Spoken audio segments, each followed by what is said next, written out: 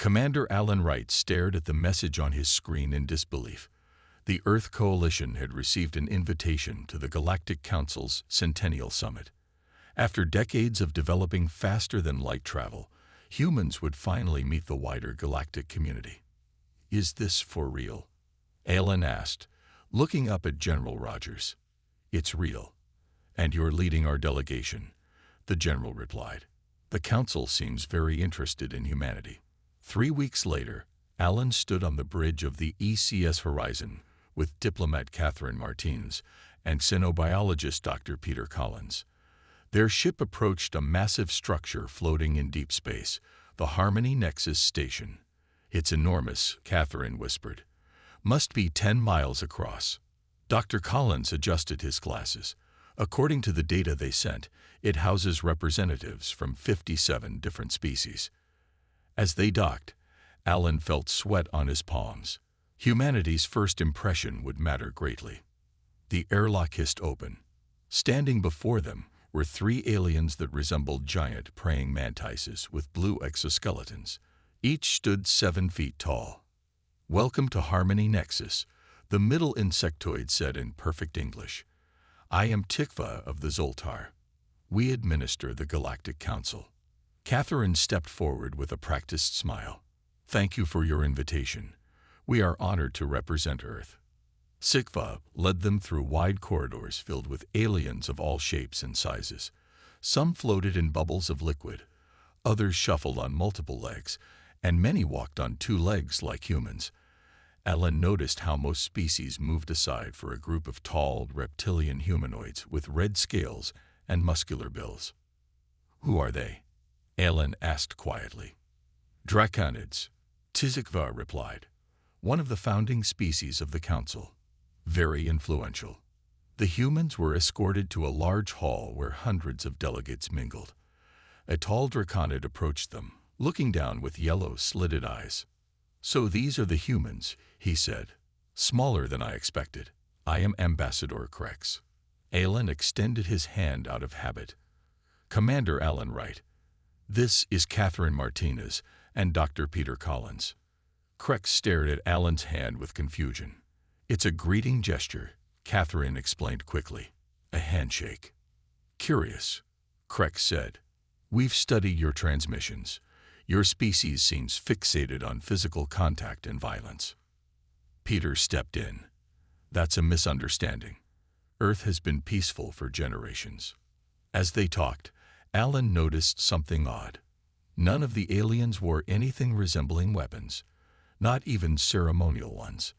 Later, at the reception, a small blue alien with 4 arms approached Catherine. "I am Ziddy, Vexillian Diplomatic Corps. You seem confused, human." "Just taking it all in," Catherine admitted. "There's much to learn." "Let me help," Ziddy offered. "The first thing you should know is that weapons are strictly forbidden by the Galactic Accord. No species has carried them in diplomatic meetings for over 500 years. Catherine nodded. "Earth respects that tradition. We came unarmed." "Not just in meetings," Ziddy continued. "Most civilized worlds have eliminated personal weapons entirely. War itself is considered primitive." Alan overheard this and joined them. "How do species resolve conflicts then?" "Economics, negotiation, cultural exchange," Ziddy explained. "Physical combat became obsolete millennia ago." A Zoltar official approached their group. "Humans, please follow me. All delegates must be processed before formal proceedings begin." They were led to a scanning room where a machine passed over their bodies. "You must surrender all weapons," the official stated. "We brought none," Alan assured him. The scanner beeped near Alan's quarters. "What is this?" the official asked, pointing to Alan's small gym bag. "Exercise equipment," Alan explained. "For my daily workout." "You mean combat training," the official said after examining the contents. "Hand wraps and training gloves." "For boxing practice," Alan said. "It's just a sport." The room fell silent. Several nearby aliens stared at him. "You train your body for physical combat." Ambassador Krex asked, having entered behind them. As recreation. Many humans do, Alan replied. It's good exercise. Krex looked at the other aliens, then back at Alan with new interest in his yellow eyes. How fascinating, he said. The Council will definitely want to discuss this unusual trait of humanity. Alan felt a chill run down his spine.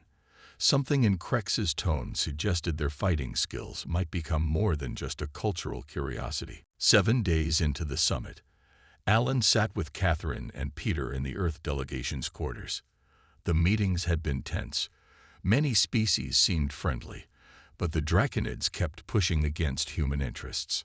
They're doing it again, Catherine said, looking at her tablet. Another proposal about Earth. This time they're calling for protective oversight of our planet. Peter frowned. That sounds like a nice way to say they want to control us. It is, Catherine replied. If this passes, Earth would become a protectorate. We lose most of our independence in space travel, trade, and defense. Alan paced the room. But why? We've followed all their rules. I think they're afraid of us, Peter said. Or maybe they want our resources. Earth has minerals that seem rare in Council space. The next day, Alan watched Catherine argue against the Draconid proposal in the great circular chamber of the Council. Hundreds of alien delegates listened from tiered seats. Earth poses no threat to galactic peace, Catherine stated. We respect the Council's traditions and seek only peaceful cooperation. Ambassador Krex rose to his full height, almost 8 feet tall. His scales gleamed under the lights as he addressed the chamber. The humans claim peace, yet they still practice physical combat as recreation, Krex said. Their entertainment shows violence. Their history is filled with warfare. For the safety of all, they require guidance until they evolve beyond these primitive urges. Catherine tried to respond, but Krex spoke over her. They are unpredictable and dangerous, he continued. Too young a species to be trusted with full council rights. Alan felt his temper rising. He stood up beside Catherine. With respect, Ambassador, Alan said, humans have moved beyond our violent past while maintaining physical fitness. Combat sports are part of our culture, not a sign of aggression. Krex's yellow eyes narrowed. You call it sport, but we call it barbaric. A species that trains to fight with their bare hands cannot be trusted. The chamber filled with murmurs. Alan noticed many delegates nodding in agreement with Krex. We've never threatened anyone here, Alan insisted. Judging us by ancient history isn't fair. Krex made a sound like a laugh. Your species is barely out of its cradle. What you call ancient history was just moments ago in galactic time. Alan stepped forward. And yet we've accomplished in centuries what took other species millennia. The chamber went quiet. Krex's scales darkened with anger. Such arrogance, Krex hissed. Perhaps we should settle this in your primitive human way, with your fists. Alan knew the ambassador was mocking him, but something clicked in his mind. He recalled Ziddy mentioning old council traditions. Actually, Alan said carefully, I believe council law permits ceremonial challenges to resolve disputes when normal debate reaches an impasse.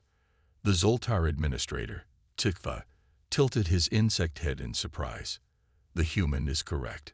Section 87 of ancient council law does allow for physical challenge, though it has not been invoked in 632 cycles.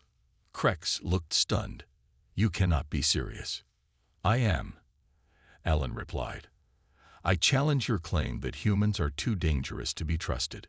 Let's settle it in combat, with no weapons, as your laws permit. The chamber erupted in shocked voices. Catherine pulled Alan aside. What are you doing? She whispered urgently. He's twice your size. Trust me, Alan said quietly. Did you see his reaction? He's scared. Peter joined them, speaking low. Alan, Draconids evolved from apex predators. Look at those claws and teeth. But they haven't used them in thousands of years, Alan replied. That's the point. Sikva called for order. The challenge has been issued according to ancient law. Ambassador Krex, do you accept? All eyes turned to the Draconid. Refusing would show weakness, but accepting meant fighting a human who trained regularly in combat. After a long moment, Krex nodded stiffly. I accept. Let the human learn why the Draconids led the council for millennia. The combat will occur in 3 days, Tikva announced. Until then, this proposal is suspended. As they left the chamber, Catherine gripped Alan's arm. I hope you know what you're doing, she said. The future of Earth might depend on it. Alan watched Krex speaking urgently with other Draconids across the hall. For the first time, the powerful aliens looked worried. I know exactly what I'm doing, Alan said. They'd been bluffing for centuries. It's time someone called them on it. The next morning, Alan woke early and began stretching in the open space of their quarters. Catherine entered with a worried look on her face. Half the station is talking about the challenge, she said. Most think you're crazy. Alan continued his warm-up routine. Let them think that. It works in our favor. Peter arrived carrying his tablet. I've been up all night studying Draconid biology. Their official medical records are impressive. Stronger bones, thicker skin, powerful muscles. But, Alan asked, hearing something in Peter's voice. But the data doesn't match what I've observed, Peter said. Watch this. He showed them a video he had secretly recorded of Draconid delegates. See how they move. They're slow, cautious. They avoid physical contact with other species. Alan nodded. I noticed that too. For supposedly superior beings, they don't seem very athletic. I have a theory, Peter continued. They evolved as powerful predators, but like all council species, they've relied on technology for thousands of years. I think their physical abilities have declined from lack of use, like muscles atrophying. Catherine asked. Exactly, Peter said. They look impressive, but it might be mostly for show. Ellen smiled. That's what I was counting on. They were interrupted by a visitor, Ziddy, the small blue Vixillian they had met on the first day. May I enter? Ziddy asked from the doorway. Catherine welcomed him in. What brings you here, Ziddy? Information you might find useful, Ziddy said, looking around nervously. I work in historical archives. Your challenge has reminded many of forgotten times. Ziddy explained that the Draconids rose to power through intimidation, not actual combat. Their appearance scared other species into submission. The few who challenged them mysteriously disappeared, creating a legend of Draconid invincibility. No one has actually seen them fight in recorded history, Ziddy finished. Why are you telling us this? Alan asked. Ziddy's 4 arms made a complex gesture. Many species are tired of Draconid dominance. They control too many resources, too many trading routes. After Ziddy left, Alan resumed his training with renewed confidence. He practiced boxing combinations, kicks, and wrestling takedowns, while Peter recorded to analyze his movements. You need to be unpredictable, Peter advised. Based on station records, no one here has seen human fighting styles before. Catherine worked on diplomatic relations, meeting with representatives from smaller species who seemed supportive of Earth. Many were watching the situation with great interest. On the evening before the challenge, a Zoltar official arrived to explain the rules. Combat will take place in the ancient arena chamber, the official said. Victory comes by submission or incapacitation. No weapons, no fatal attacks. After the official left, Alan sat quietly, visualizing the coming fight. Are you nervous? Catherine asked. Yes, Alan admitted. But that's good. It keeps me sharp. I've been thinking about something, Peter said. Humans are unique in the galaxy. We advanced technologically, but kept our physical abilities. Every other species chose one or the other. What do you mean? Catherine asked. The Zoltar developed huge brains but fragile bodies. The Draconids maintained their intimidating appearance but lost actual fighting ability. Humans kept both. Alan nodded slowly. We never stop challenging ourselves physically. Sports, martial arts, military training, they're all part of human culture. Exactly, Peter said. You've trained in boxing for 15 years. You wrestled in college. You practice judo twice a week. Krex has never thrown a punch in his life. As night fell on the station, news of the coming combat spread. Delegates from all 57 species placed bets and discussed the unprecedented event. Most expected a quick victory for the Draconid, but a few older species watched with knowing eyes. In his private chamber, Ambassador Krex paced nervously, his confidence fading as he faced something new, a fight he could not avoid with words or threats. Morning arrived. Alan dressed in simple clothes, black pants, and a gray shirt. He looked at Catherine and Peter. Whatever happens, we showed them that humans aren't easily controlled. Catherine squeezed his hand. Just come back in one piece. Alan nodded and walked out to meet his escort. It was time to show the galaxy what humans could do. Alan followed the Zoltar officials through a series of old corridors deep within the station. The path sloped downward, away from the bright, modern sections he had seen before. How much farther? He asked. The combat arena is in the oldest part of Harmony Nexus, one official replied. It has not been used in many cycles. They arrived at a large circular room with high ceilings. The floor was covered in a soft, blue material similar to a wrestling mat. Tiered seats surrounded the combat area, already filled with delegates from every council species. Catherine and Peter waited at the entrance. Peter quickly checked Alan's hands and gave him a final piece of advice. Remember what we discussed. Draconids have tough skin, but their joints will be vulnerable. Their long limbs give them reach but make them slower to change direction. Catherine looked worried. Be careful. Alan nodded and stepped onto the blue floor. Ambassador Krex entered from the opposite side, wearing a ceremonial red garment that left his arms and legs free. The Draconid looked even larger in the arena, his scaled skin catching the light.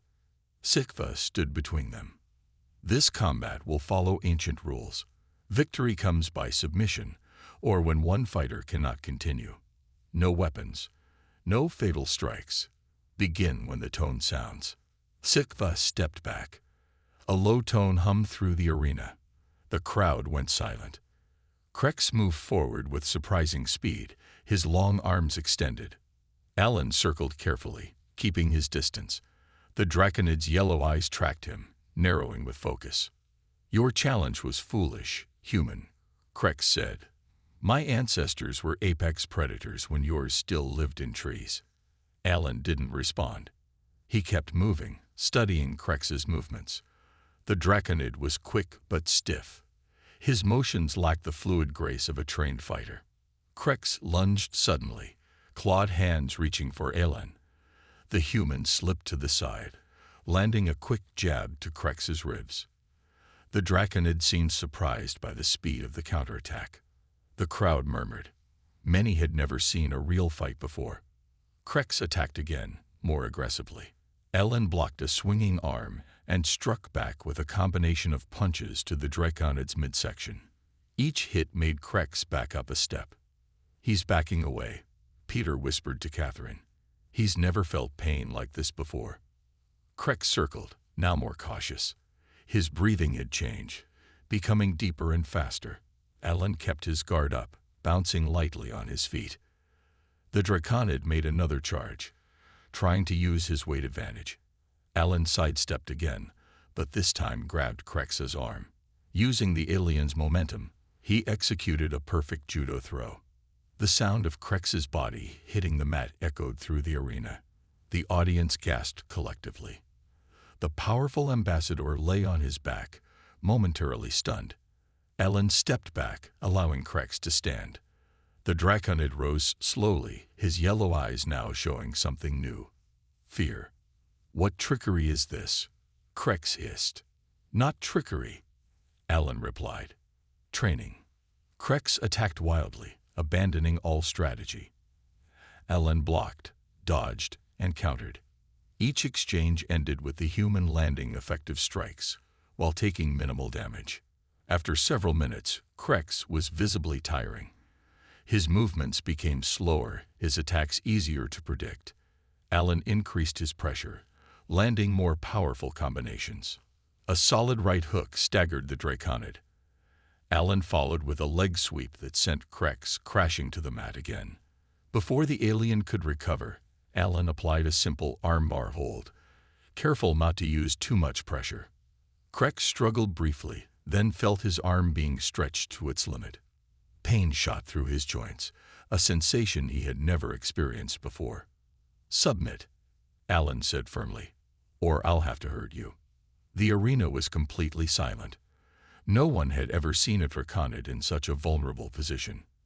After a moment of resistance, Krex tapped his free hand on the mat 3 times, the universal signal of submission. Alan released the hold and stood up. The human extended his hand to help Krex rise, but the Draconid ignored it, struggling to his feet alone. SciFi stepped forward. "The combat is concluded. Victory goes to Commander Alan Wright of Earth." The silence broke as dozens of species began talking at once. Some cheered, others sat in shocked silence. Catherine and Peter rushed to Alan's side. "You did it," Catherine said, smiling widely. Alan looked around at the stunned faces of the council delegates. "No, we did it. Earth just earned its place in the galaxy." In the days following the combat, everything changed for the Earth delegation. The proposal to place Earth under protective oversight was immediately withdrawn. Instead, the Council voted to grant humans full membership rights. Alan sat in their quarters, applying a cooling pack to his bruised knuckles. Fighting Krex had been harder than he let on. The Draconid scales were tough, even if his fighting skills weren't. Catherine burst into the room, smiling widely. "You won't believe what's happening. We've received trade offers from 23 species since yesterday." "Good ones?" Alan asked. "Better than good," she replied. "They're offering advanced technology, resource rights, and cultural exchanges. Many seem eager to partner with Earth now." Peter joined them, carrying his tablet as usual. "The scientific committee invited me to present my findings on comparative species evolution. They're fascinated by how humans maintain physical abilities while advancing technologically." Alan nodded. "So beating one alien in a fight changed their entire view of us." "It wasn't just beating him," Catherine said. "It was how you did it, with skill, training, and control. You could have hurt him worse, but you didn't." Alan couldn't walk through the station without being approached by curious aliens. Many asked about human combat techniques or wanted to touch his muscles. Some even requested demonstrations of basic moves. During a formal reception, an elderly Zoltar administrator named Vrektai approached Alan privately. "Your victory has caused quite a stir, Commander Wright," the insectoid said quietly. "Many of us have suspected for centuries that the Draconid's power was mostly bluff. Why didn't anyone challenge them before?" Alan asked. "Fear," Vrektai replied. "Fear based on ancient stories and their imposing appearance. Your species seems remarkably free of such fear." "We have our fears," Alan said. "We just train to overcome them." Later that evening, Ziddy the Vexillian historian found Alan in a quiet observation area.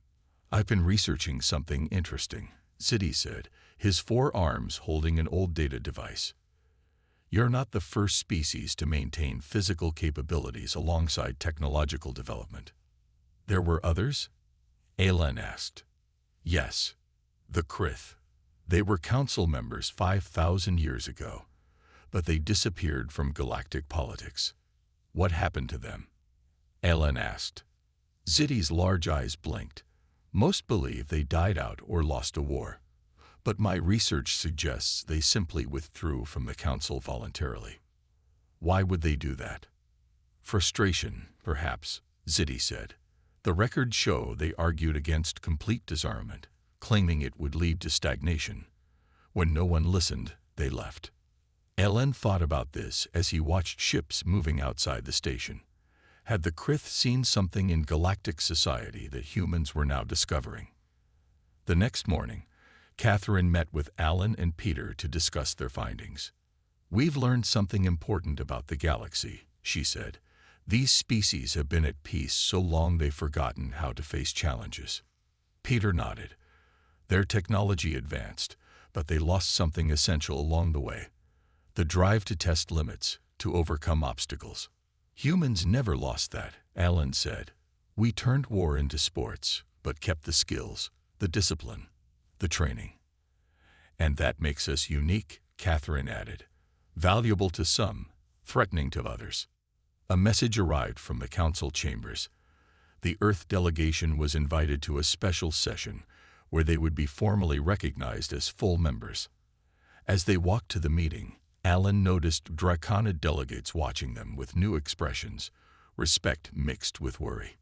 Inside the Grand Chamber, representatives from all 57 species had gathered. Tikvok called the session to order. "Today we welcome Earth as the 58th member of the Galactic Council," the Zoltar announced. "Their unique perspective will bring new ideas to our ancient institution." Ambassador Krex was present but silent, his usual seat at the center now moved to the side. The power balance had shifted. After the ceremony, an elder from a species Alan hadn't met before approached him. The alien had pale skin and 4 eyes. "Your victory reminded us of something many forgot," the elder said in a musical voice. "Balance is necessary, mind and body, technology and natural strength. Your species has much to teach us." Alan looked around the chamber at the diverse aliens watching him with curious eyes. "And we have much to learn," he replied. "That's why we came to the stars in the first place." 3 months passed since the historic combat.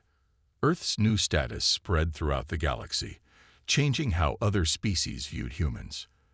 The Earth Coalition received countless messages from worlds seeking human teachers for physical training programs. Alan sat in a meeting room on Harmony Nexus with Catherine and several council officials. They were discussing the creation of a new exchange program. "We've received requests from 32 worlds for human combat instructors," Catherine explained. "They want to learn boxing, wrestling, martial arts, anything humans can teach." The Zoltar administrator tilted his insect head. "This is unprecedented. Physical combat skills have not been valued in council space for millennia." "Until now," Alan said. "Our victory showed these skills still matter." After the meeting, Alan walked with Catherine through the station. Many aliens nodded respectfully as they passed. A group of young Vexillians were trying to copy human stretching exercises in a public area. "You've become a celebrity," Catherine said, smiling. "The first human to defeat a Draconid. I just hope it leads to real respect, not just curiosity," Alan replied. Back in his quarters, Alan received a private message from Earth. General Rogers appeared on the screen. "Congratulations, Commander," the general said. "Your actions have opened many doors for humanity. But they've also created concerns." "What kind of concerns?" Alan asked. "Intelligence suggests the Draconids aren't taking their loss well. They've begun secret military reforms, including physical combat training for their elite forces." Alan nodded. "They're preparing for possible conflict with Earth." "Exactly," Rogers said. "The Council may have been peaceful for centuries, but change is coming. We need to be ready." The next day, Peter rushed into Alan's quarters with excitement. "I've been studying the data we've gathered about different species," Peter said. "My research team discovered something fascinating about human physiology." "What is it?" Alan asked. "Our continued practice of physical combat hasn't just maintained our strength," Peter explained. "It preserved neural pathways and adaptability that other species have lost." "What does that mean?" "It means humans can learn and adapt faster than other species," Peter said. "Our brains stayed flexible because we kept challenging our bodies. The mental and physical are connected in ways these aliens forgot long ago." Catherine entered with her own news. "The council session just ended. They've divided into factions over humanity's role in galactic affairs. Let me guess, Alan said. Some welcome us, others fear us. Exactly, Catherine replied. The smaller species see us as protection against draconid influence. Others worry we'll disrupt the peace they've maintained for centuries. Alan looked out the window at the stars. They defined peace as the absence of conflict. Humans know it's more complicated than that. That evening, Alan received an unexpected visitor. Ambassador Krex entered his quarters, looking uncomfortable. Commander Wright, Krex said stiffly. I come without official purpose. What can I do for you, Ambassador? Alan asked cautiously. I wish to understand, Krex said. How did your species develop such fighting skill? Why maintain these abilities when technology made them unnecessary? Alan considered his answer carefully. Humans never separated our bodies from our minds. We kept sports and competition as part of our culture because they teach valuable lessons: discipline, respect, perseverance. The combat between us, Krex said. You could have hurt me worse. Why didn't you? Because the point wasn't to hurt you, Alan replied. It was to prove humans deserve respect, not to humiliate your species. Krex was silent for a moment. My people are changing because of you. For the first time in generations, draconids are training physically. Some see this as a return to primitive ways. Others call it necessary evolution. After Krex left, Alan contacted Catherine.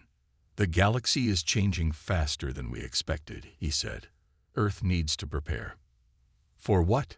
Catherine asked. War. I hope not, Alan replied. But definitely for a new era. The old balance of power is gone. What replaces it depends partly on us. As Alan looked at the stars again, he wondered what humanity's place would be in this changing galaxy. Their journey among the stars had barely begun, but already they had transformed centuries of galactic politics, not through superior weapons or technology, but through something as simple as a human's trained fists. 1 year after the combat that changed galactic politics, Alan stood on the bridge of Earth's newest ship, the ECS Guardian. He wore the uniform of an admiral now, with new responsibilities to match. Admiral Wright, the training group is ready for inspection, his first officer reported. Alan nodded and walked to the large training hall where 50 men and women stood at attention. They represented Earth's first diplomatic security force, soldiers specially trained for unarmed combat in space. At ease, Alan said. You are the first graduates of our new program. Your job isn't to fight, but to show the galaxy that humans are prepared if fighting becomes necessary. After the inspection, Alan met Catherine in his office. She now served as Earth's permanent ambassador to the Council. How are things at Harmony Nexus? Alan asked. Changing daily, she replied.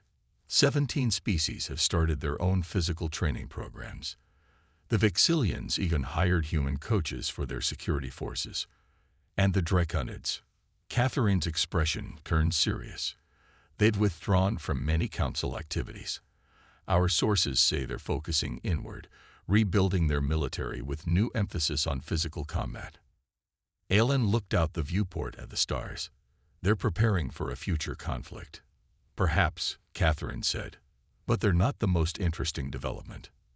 She handed him a data pad showing sensor readings from the edge of explored space.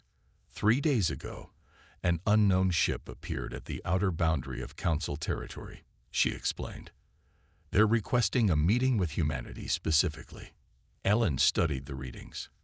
Any idea who they are? Yes, Catherine said with excitement in her voice. Based on ancient records, we believe they're the Krith. Alan's eyes widened. The species that left the Council 5,000 years ago. The ones who maintained physical capabilities like humans. Before Catherine could answer, an urgent message came through. A ship of unknown design had just entered Earth's solar system, bypassing all defense systems without triggering alarms. 2 days later, Alan and Catherine stood in Earth's main diplomatic hall as 5 tall, humanoid aliens with silver skin entered. Their movements were fluid and graceful, showing both strength and control. "Greetings, humans," the lead Krith said. "We have watched your species for some time. Your demonstration at the council proved you are ready for direct contact." "We're honored," Alan replied. "But why reach out to us specifically?" The Krith leader smiled. 5 millennia ago, we withdrew from a galaxy choosing a path we could not follow. They abandoned physical development for technological comfort. We warned this would lead to stagnation. And it did, Catherine said. "Yes," the Krith agreed. "Until humanity arrived. You showed the galaxy what we tried to explain. That true advancement requires balance between mind and body, between technology and natural ability." Later that evening, Alan and Catherine stood on the observation deck of Earth's orbital station, watching the stars. "What happens now?" Catherine asked. "We change the galaxy," Alan replied. "Not through war or conquest, but by example." He pointed to a training area where human instructors worked with a mixed group of aliens learning basic self-defense. "Look at them," he said. "Species that never touched each other now training together, learning to fall safely, to protect themselves without weapons." Catherine nodded. "The Krith ambassador said something interesting today. He said the Galactic Accord that banned weapons had good intentions but missed something important." "What's that?" "That peace isn't the absence of conflict," she explained. "It's the ability to face conflict with wisdom and restraint. By abandoning all physical capability, the Council species lost both." Elen watched as a human instructor helped a young Vixillian up after a fall, showing patience and respect. "Humans never forgot that lesson," he said. "We turned our fighting instinct into sports and martial arts that teach control and discipline. And now we're teaching the galaxy," Catherine added. As they looked out at the stars together, both felt the weight of humanity's new role. The species that fought with their bare hands when weapons were banned had shown the galaxy something it had forgotten. That true strength comes not from avoiding challenges, but from facing them with both mind and body working together. The galaxy hadn't been ready for humans, but perhaps humans were exactly what the galaxy needed.